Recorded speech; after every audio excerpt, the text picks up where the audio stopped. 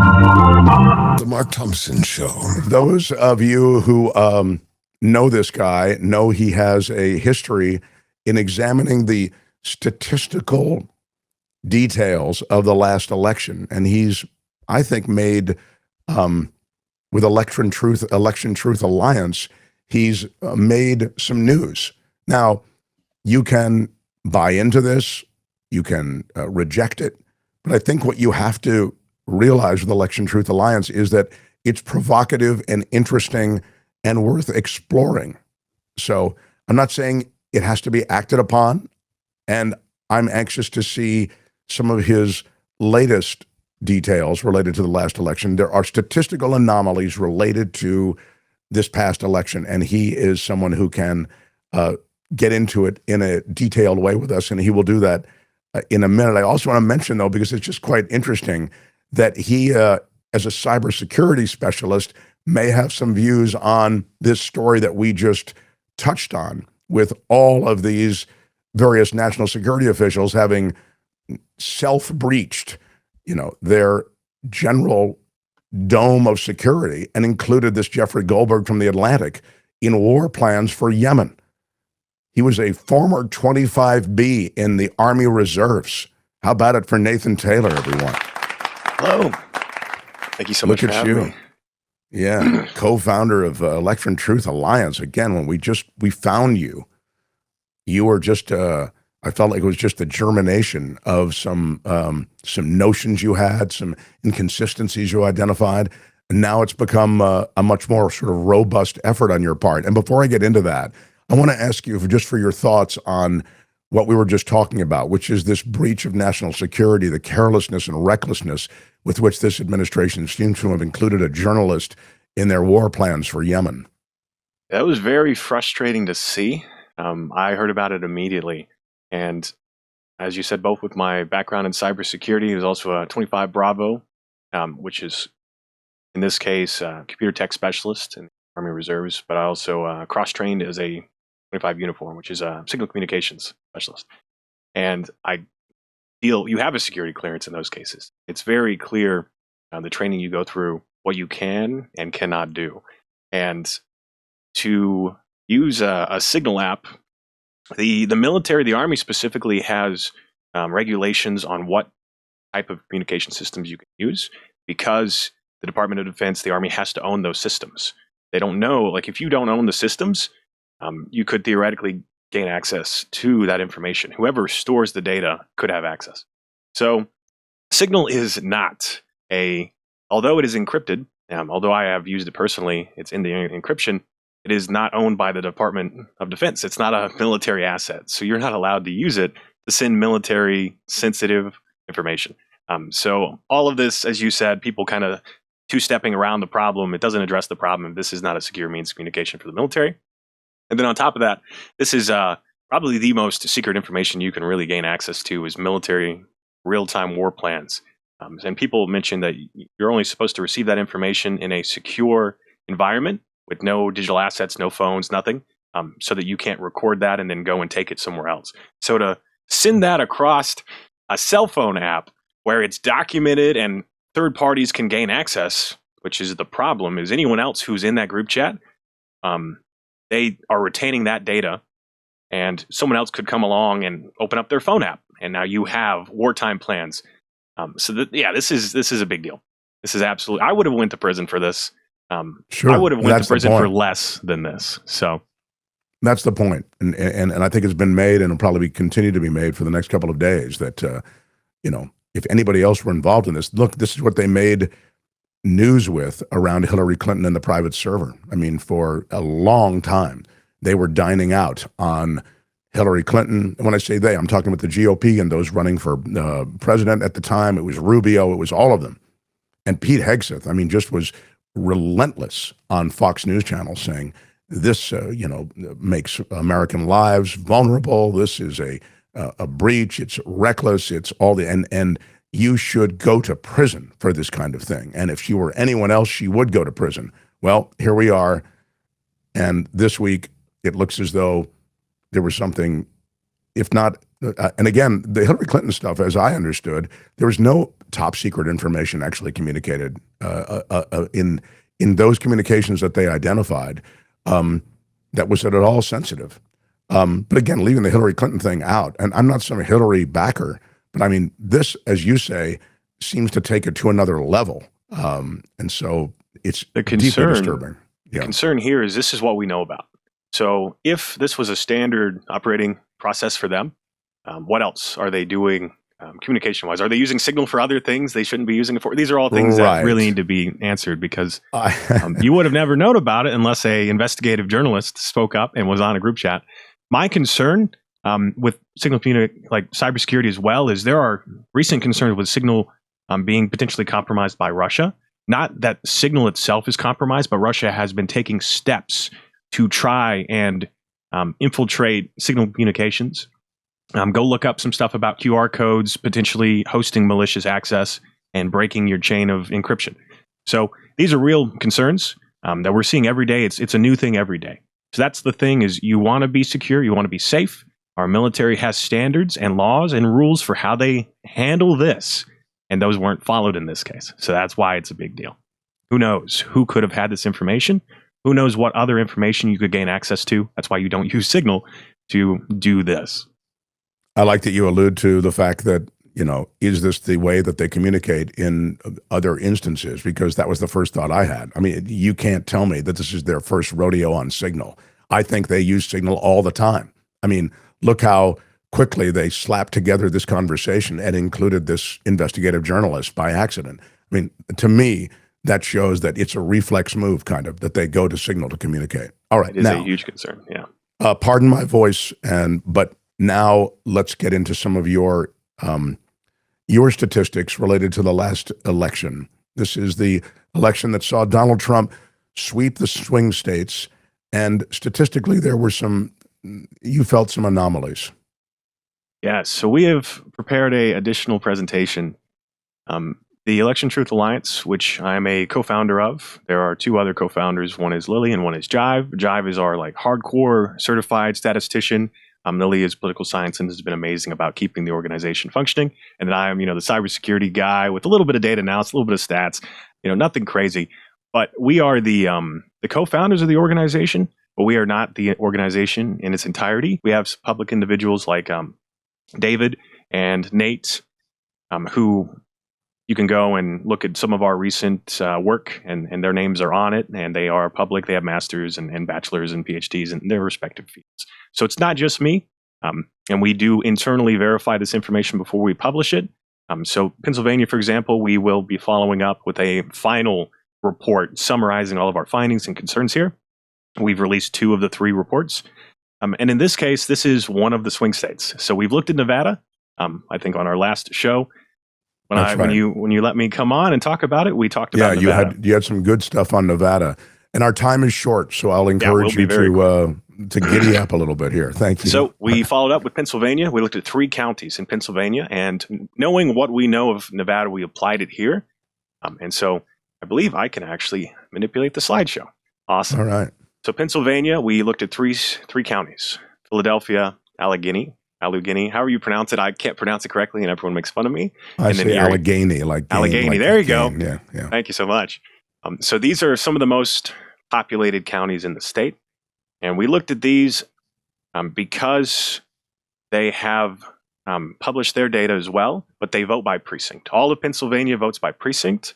They have really only 2 types of voting. That's mail-in and election day. And then they have provisional voting, which is generally less than 1% of the votes. So it doesn't really show anything. Why we want to highlight Pennsylvania? There's a few things that you may be familiar with. One of them is the amount of bomb threats on election day. At least 32 counties had bomb threats in Pennsylvania on election night. And so we actually had a video talking about the bomb threats, talking about some of the other notable statements about USB drive issues with the voting machines and the tabulation machines. And then there's 2 other things that have recently come up. One of them was during the pre-inauguration rally before the inauguration for President Trump. He specifically mentioned Pennsylvania, and he referenced the vote counting computers in Pennsylvania and how Elon Musk knows them, and that they won Pennsylvania in like Atlanta. So I that don't was a remember very that. He interesting quote. he mentioned that Elon Musk knows the. I don't recall that. That's Yes. extraordinary. Yeah, we have that clip. I was going to include it, but it's too big for the PowerPoint. Okay. So it is very public. If you search Pennsylvania vote counting computers on YouTube, you're going to find clips of it. Cool. It was very concerning, and the night that happened, my inbox was full. So people are concerned about that. And then finally, the last thing was there was a pre-election lottery targeted to Pennsylvania and other swing states. Elon Musk's Super PAC, America PAC, or whatever, actually was doing this lottery where they were promising $1 million if you registered, and then $100 to sign a petition, and then you get money as well for referrals. The reason why we highlight this, it was questionably legal in the sense you're not really allowed to give people money to vote, but I think they fought that court battle. It was a contest, they said, exactly. Right. So, yeah. The concern for me and the concern for my organization as we go forward is if you were to gather voter information, what could you do with it? And so the concern is if you had everything you needed to vote for someone and you had the ability to manipulate the machines, could you vote for people that didn't vote? Yeah, that's fascinating, and that's a concern. And the reason it's additionally fascinating, just a quick note, is that it's happening in Wisconsin again right now. Musk is getting Wisconsin voter information because there's a huge election right now for the Supreme Court of Wisconsin. So please continue. Go ahead. That's on our radar as well, and we have the same concerns there. So we decided let's look at these three counties. They did conduct an audit after the election. They audited 2% across the county, and then they did a RLA. The problem is the RLA, these audits we feel like weren't sufficient sampling wise, and we've been digging into these deeper. If you undersample some of the highest density locations and you were potentially manipulating, would you find manipulation? If you only count a few, you may not. So we are diving deeper into how they conducted these and the Wisconsin audits as well. So now we'll get into the statistical concerns. Philadelphia is the largest, most heavily populated county, and you're going to see that specifically highlighted here. So here is that drop-off vote analysis. I always have to explain this a little bit more than I need to, or people are a little more confused about this. So the way you read these is there's two colors. One is the Democratic president, and the other is the Republican president. The blue is the Democrats, red is the Republicans. And all you're looking at if a candidate is performing underneath or above the 0% line, which is the amount of votes the senator got in this case. And so it's not that you're underneath or above, it's how consistently you're underneath or above. And so this is Pennsylvania, 424, all vote types. And so we see that not only is the Republican Party overperforming pretty consistently, it's mirrored as well by the Democrats underperforming. This is a concern because if you compare this to other elections in the past or other states that aren't swing states, you should see more variety in how you perform. It should be far more chaotic in this case. And so instead, we see more of a consistency, which we are concerned may not be reflective of human voting patterns.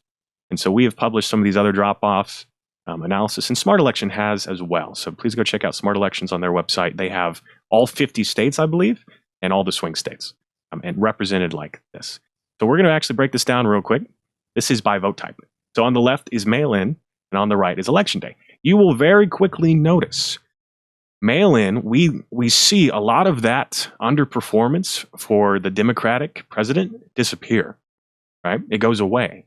We still see Trump overperforming, and that could be normal. Maybe the senator isn't as popular. But the point being is majority of this underperformance is occurring election day on the right.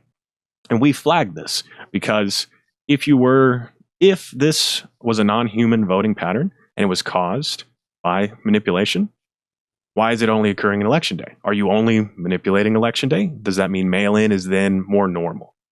And so we actually apply this when we look at our statistics. This is the same concern we saw in Clark County, Nevada. We saw mail-in and election day actually there didn't show significant signs of manipulation, but early voting did. Pennsylvania doesn't have an early voting. They vote pretty much election day or mail-in. And so here is one of those statistical graphs. This is a scatter plot And I'll explain this for the people listening in later on. This is mail-in for Philadelphia, the largest county in the state. And so the bottom axis, the x-axis, is the percentage of votes of turnout. It's how many people showed up to vote. In this case, for mail-in, less than 50% of the votes were mail-in and the other half were election day. That's why the x-axis is 0 to 40% in this case. And you only see votes for that. Each of these little circles is a precinct because they vote by precinct in Pennsylvania. And then the y-axis is the percentage of votes each candidate got. So if you, for example, look at the far right, you'll see around 40% for the Republican Party. Trump got less than 20% of the mail-in vote. And then Harris, for example, got closer to 80 to 90%. That's how you read these graphs. But what's important here is the shape. In this case, we're not arguing an expected distribution or anything like this because we don't have data down to the machine level. It's precinct. It's averaged out. But what we see is for mail-in, as more people voted across these precincts, we see that both parties generally had more of a blob and a straight line. They don't spike upwards. They stay more consistent. So the Republicans, for example, stay pretty consistent around below the 20%, and they stay below 20% as you go further to the right. Same for the Democrats. They stay between 80 and 100% as you grow further to the right. So we say this doesn't really show any huge concerns here, right? This looks more normal to us from what we've seen, and it matches what other counties are showing. These other two counties will show as well. Here's what we're highlighting as concerning. This is election day for Philadelphia. This is the same graph, same scatter plot. The difference here is this is the remaining half of the votes. So up to 60 to 70% in some of the precincts were election day. And same way you read this is as more people turned out to vote, we see that the Republican Party began to gain in the amount of the percentage of votes they got across these precincts. And you see that as a spike growing up and to the right. On the counterpoint is the Democrats. As more people showed up to vote for election day and voted across these precincts, they begin to decrease in the amount of votes they get. This is very strange to us because we don't see it in mail-in and we don't see it in provisional voting, which we didn't reflect because it's only a few lines. But it's the same thing. You don't see a change as more votes were cast across these precincts. More people showed up to vote. So on the right is both parties separated, and you see the Republicans grow up and to the right as a spike, and then the Democrats shrink down and to the right as well. What would cause this, right? Yeah, what would cause What would cause this? And couldn't it be caused by the fact that there just wasn't as much Democratic turnout on election day? Right. That's an excellent point. So the question we have is, does turnout really correlate to party? And could this be caused by other things that aren't manipulation? The concern is, if this was manipulation, this would match what you would expect to see. If you were changing votes as the amount of votes cast grows, this is what you would expect to see for the party benefiting. This would mirror what we're seeing in Clark County, Nevada. Now, to address perhaps, and this is an excellent argument, I love when people come back to us and say, hey, here's a concern I have about this. The argument was, let's say for turnout, higher turnout in smaller precincts would cause this, right? That's what the question was. If we only have 100 people registered to vote in a precinct and 80 people show up to vote and they vote Republican, would that cause this to occur, right? Would the smaller, more rural areas do this? And so we have provided you another visualization. This has never been seen yet. We've not published this yet. We're going to continue to validate and verify this, and then we will actually put this out on in our reports, and we'll also try and build a dashboard so you guys can go and play with the data yourselves online. But this visualizes the size of the precincts. So it's the same way you read it. The x-axis here is the turnout, how many people showed up to vote. Each of these lines is binning for precincts, so they're not individual precincts. They're all of the precincts where, for example, blue here is Harris. So if you look at like the 20%, at the very top is over 10,000 votes cumulative, and each of those little lines, a part of this is a precinct. So this is a little chaotic way to show it, but this shows you the size. So the larger precincts are at the base of each of these lines. And so what we see is for mail-in, we don't see any consistent pattern of turnout reflecting more precincts or less for both parties. We just see that in this case, the Republican Party got less precincts. The size doesn't change. The size is very random between both parties. What we notice for the right here, this is election day, we notice that as the amount of turnout increases and you get further to the right on this graph, the size of the precincts does not actually, the smaller precincts are not what Trump is winning in these cases. You'll notice as turnout increases, he's winning the larger precincts as they average out as well. So the argument was, if you were more popular in the rural areas and the smaller precincts had a higher turnout percentage, right? 100 people showed up to vote, only 100 people were registered, and then they were Republican, you would see the turnout spike. In this case, we don't see a correlation between the size of the precincts being smaller for Trump. We see the opposite. We actually see him winning in places where more votes were cast, independent of precinct size. So that it doesn't reflect normal human voting behavior. Instead, what you see here is if they were changing votes after a certain amount of people were voting across these precincts, in the places where more people voted overall, we're starting to see the Republican Party gain votes and grow. And that's what's shown at the very end of this graph here on the right. And here's a note, Harris did win Philadelphia.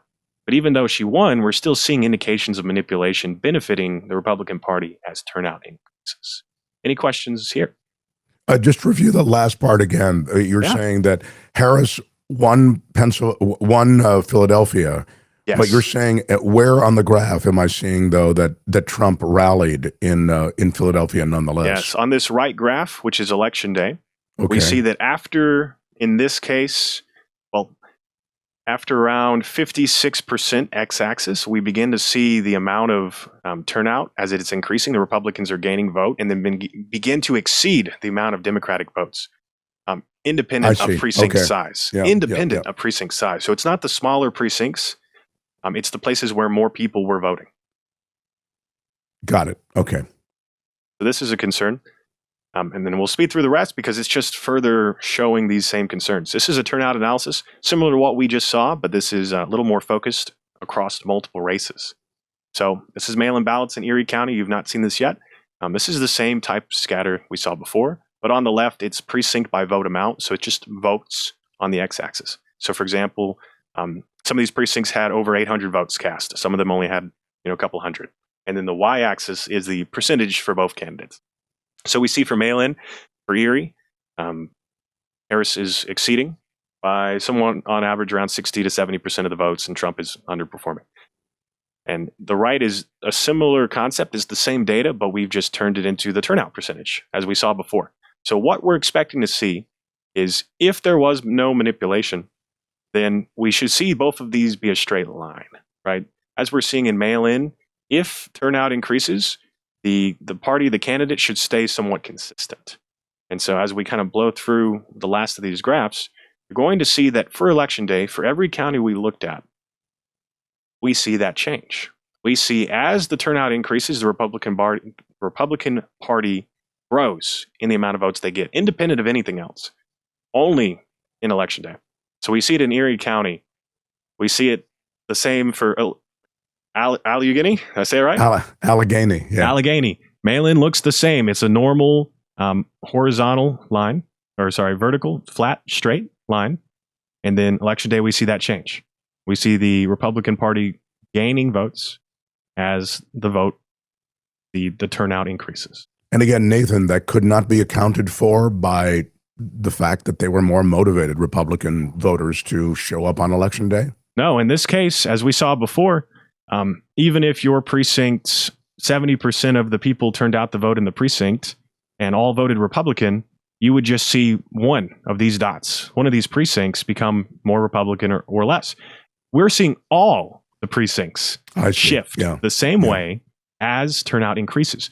This, in our opinion, could only be caused, unless we find further evidence or further support or we test more theories, we are concerned this is caused by a manipulation of the tabulation machines where they're all shifting as turnout increases. And it doesn't match because the demographics of some of these places are more liberal. So where are these Republican votes coming from? Why are they gaining, and why are they only growing in election day and not mail-in?